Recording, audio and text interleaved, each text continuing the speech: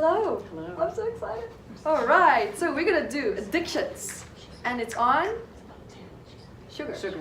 Nice. You the page it was on. No. That was just me not knowing what I'm doing, and I was trying to think at the same time. They don't go well together. No, exactly. All right. So I have my MAT emotional healing sheet out, and that's exactly what we're going to be following, with a slight twist in it. So, sugar. Tell me, when did this addiction start with sugar? Ever since I can remember. So let's just go a little bit back. Let's be playful. Let's pretend. Okay. We're just gonna pretend that we know more or less when it became, like when you notice, like, wow, okay, this is a problem, right? When it became problematic for you, or annoying, like when it started to take over your quality of life, like dominating your thoughts. Well, it's really interesting because it always has. And I only had a physical reaction when I moved about 6 years ago.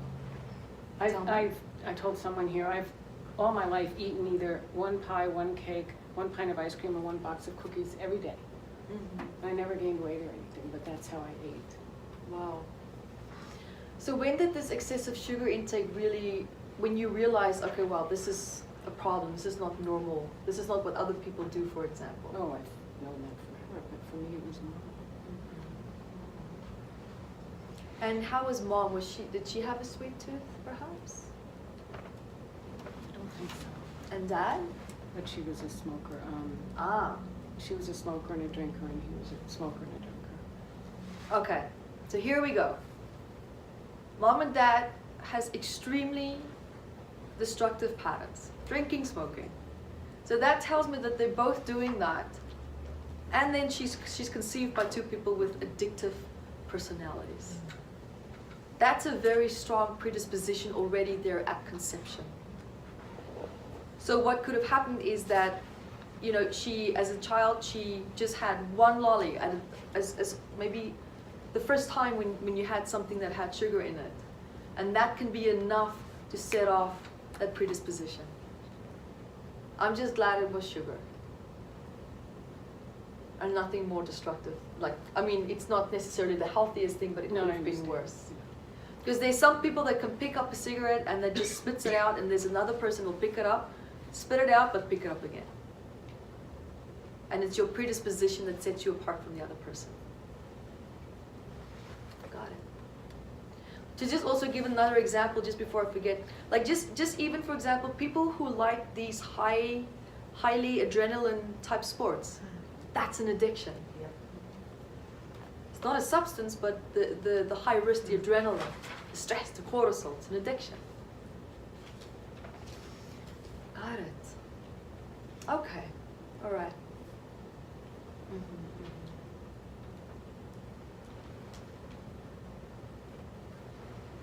Perfect. Okay. This feels good. So now I'm looking at my list. So we're going to get the emotion. So what I want to ask you is, so just before you reach out to that sugar or anything that contains the sugar, what do you emotionally feel? Agitated. Got it. I don't know how to spell it, but okay. I'm just saying it because she's looking at my notes and I'm like, okay. No, I'm not the class. Normally when I write, the class can't see that I don't know how to spell something, so I just get away with it. I know, but I'm okay with being open, vulnerable about it. It's okay.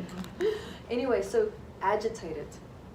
So when you say agitated, do you mean, because there's different types of irritation and feeling agitated, right? There's the one where you feel aggressive, and then there's the one where you've almost, it's more like a passive, you know, opposite to aggressive type agitation. So B. which one? Pardon? B. B, the passive one. Ah, got it. Perfect. Nice. Got it. Okay, so let's backtrack. Let's go back to that. You feel agitated. Got it. What else do you feel?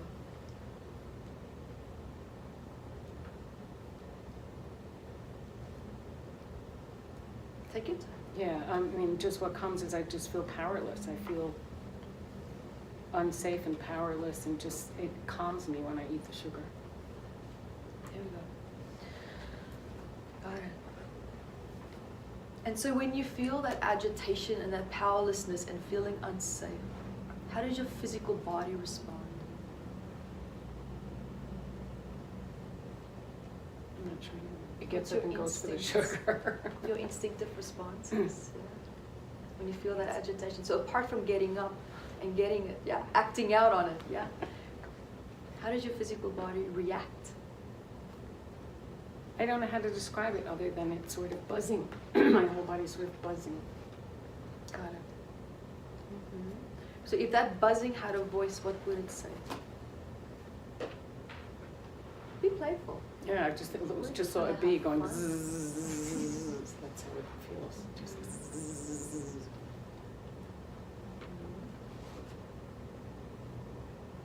Because earlier when we were just talking about the emotions, I think you said something about, I heard you saying the word hide.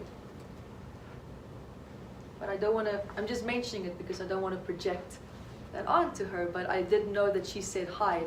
So I'm just asking, do you feel that that would be like a valid instinctive response for you in this case? Hiding? When I'm feeling that buzziness? When you feel agitated and unsafe and that feeling of powerlessness. Sure. Got it. So she already gave me the instinctive response before I even got to the instinctive section in the table. Got it. Got it. So this agitation and this powerlessness and feeling unsafe, if it had a home in your body, inside, where would it be?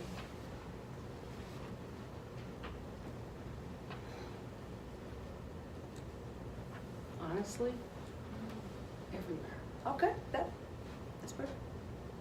It's so global. Right. It's like it's expansive. It's not like it contracts somewhere in your body. No, it's everywhere. It's Got it. just. Got it. And just playfully, if these emotions had a presence outside of your body or a home outside of your body, just playfully, it might not be there, and if it's not, that's okay. Where would it be?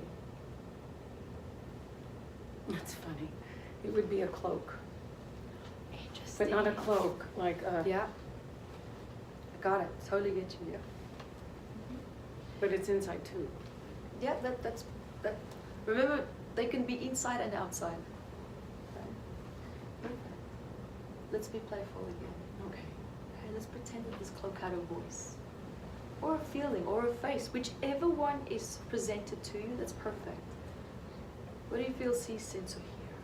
The cloak, it would have a cackle, and like witches' hands, and go, ha ha ha, you're not getting out of this. Got it.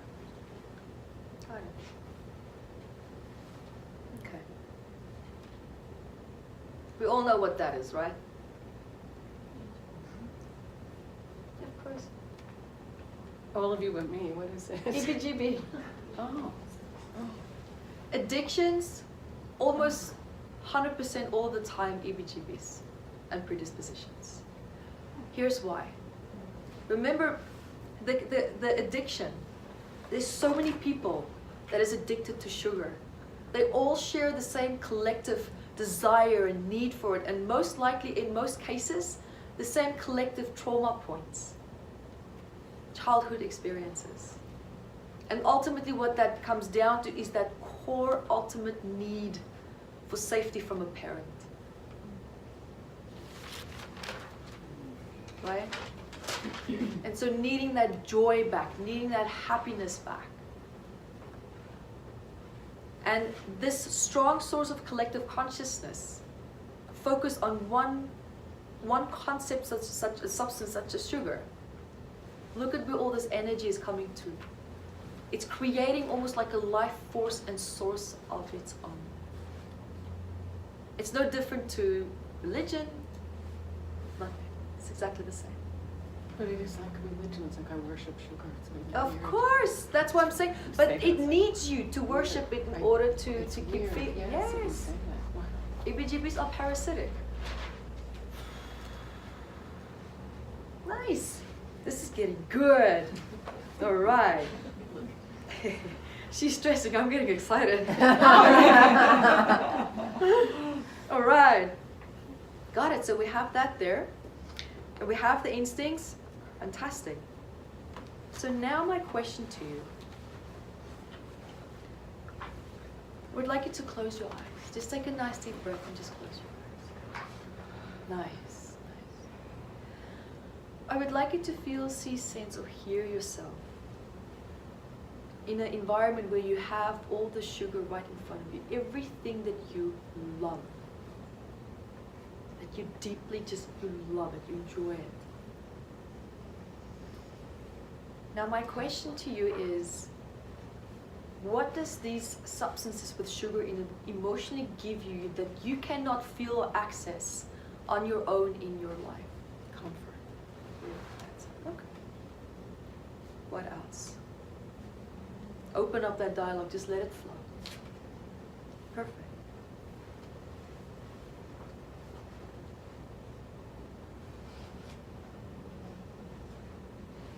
They give me, this doesn't make sense, but they give me some kind of boundary. Nice.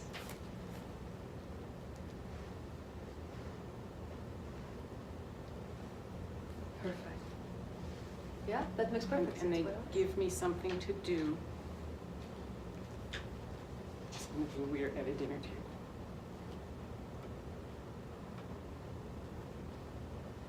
It gives you something to do at a dinner table? Got it.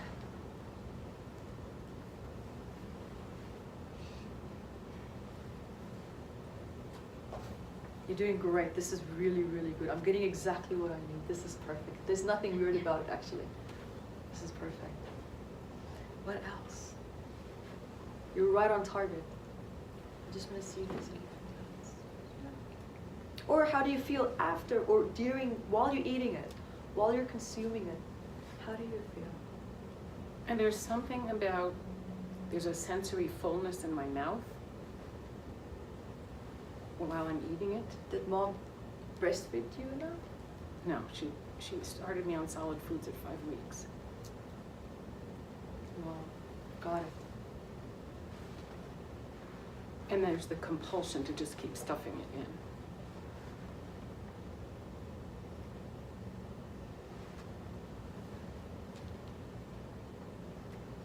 I'm writing. I'm still here with you. Yeah, You're and doing great. I never know when I'm full, except how tight my pants are. Got it.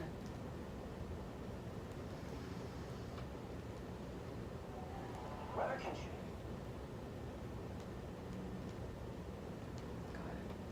And how does it make you feel when you feel full?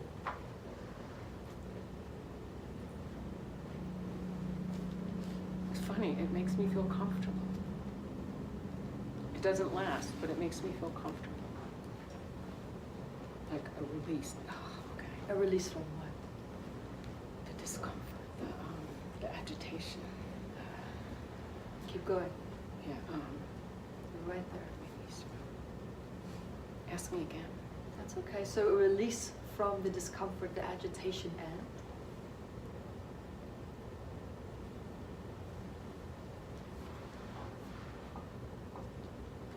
Blanking. perfect. If there's no and, then that's okay. Just check it. You're doing great. This is perfect. Got it. And just so that you know, while I was asking her this was my associations for when we want to acknowledge the difference between sugar and comfort. The difference between sugar and everything positive that it gives her. So I was writing all those positive associations down. But I also have the trauma, the emotional stress that we want to dissociate it from as well. Okay? So, nice.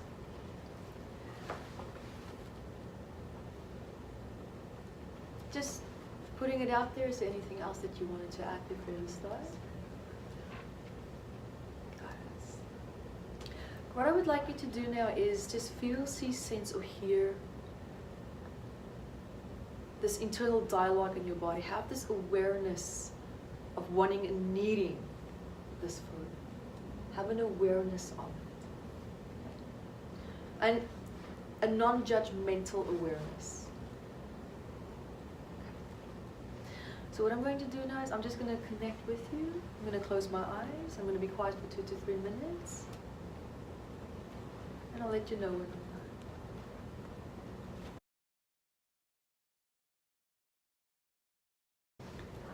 Okay, when you're ready, you can gently come back to me. How are you? Pink and blue, huh? Your colors? Nice. So, what did you feel, see, hear, or sense? I'm just curious. I felt, when you said, I even forgot what you said, but I felt like draining out of me. Mm-hmm. And then at the end, I felt, I don't know how to describe it. It's like, not fullness, but a fullness in like in every cell of my body, like maybe full of myself versus, Nice. because I always feel so empty. Yeah. But when I feel empty, it's not just here, it's Everywhere. Yeah. It's like an expansive void almost. Yeah. Yeah, Very good. thank you. Of course. But what else?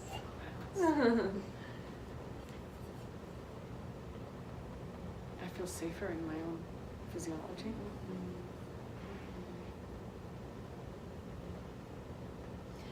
And what does it look and feel like now when you think back to that old problem? Well, it's funny because when a little while ago I was thinking about chocolate chip cookies and they didn't have the same charm. It's like I didn't have the drive to go after it. I could see them here, but it's like, oh, that's interesting. Mm-hmm. Where in the past, as of 2 minutes ago, I would have been able to not grab. Got it. So there would have been a compulsion to have Absolutely. it. And are you aware of any cravings now? No. How do you feel if you see the candy in that cup? And if you think about a chocolate cake? You know what? It's really interesting because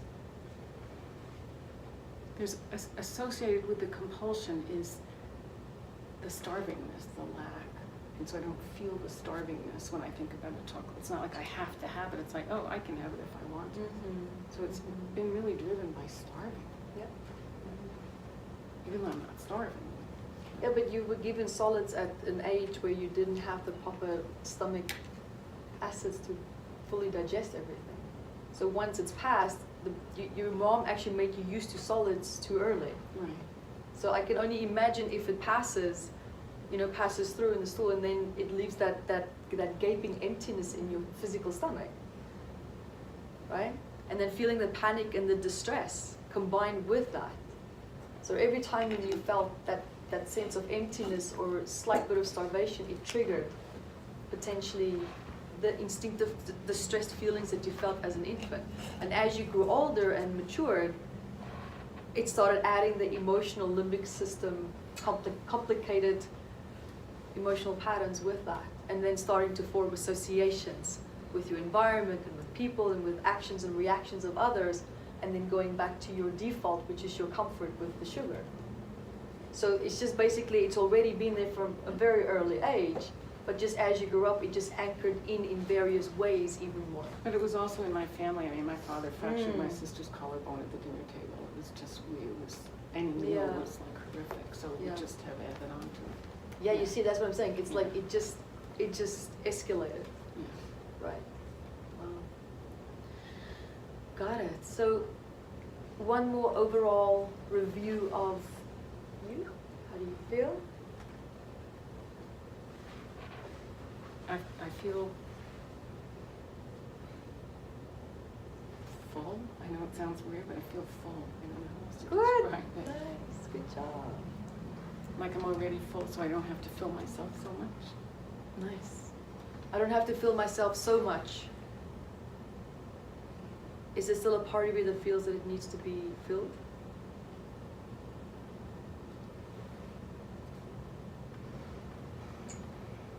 It's important to listen to the words.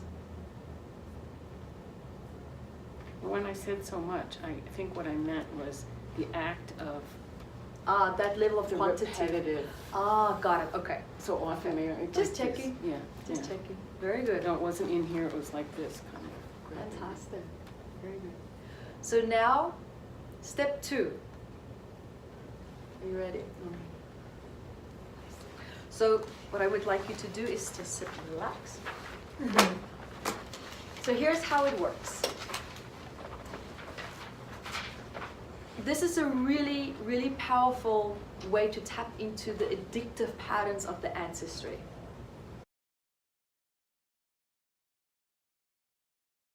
Now what I would like you to do is to please feel, see, sense, or hear these sugary foods again in front of you. It's like an X-ray of the foods. It's like they're just like, they're not there, but there's like an X-ray. I don't know how to describe it. You know how an X-ray just shows you like the outlines like of the bones? It's like the outlines and bony sugary candy. But no, it's not even that. It's a joke, I know. It's like white outlines on a black background, but it's not. Okay. It has no life to it. There's no. Oh, nothing. it's like dead. Yeah, it's like a picture drawn white There we go. on a Nice. chalkboard. Like, The image already also just tells me that there's no nutritional value in it. There's Yeah. no nurturing. There's nothing. It's just blah. yeah. Got it. It's boring. Got it. There we go. And when you're ready, you can gently come back to me.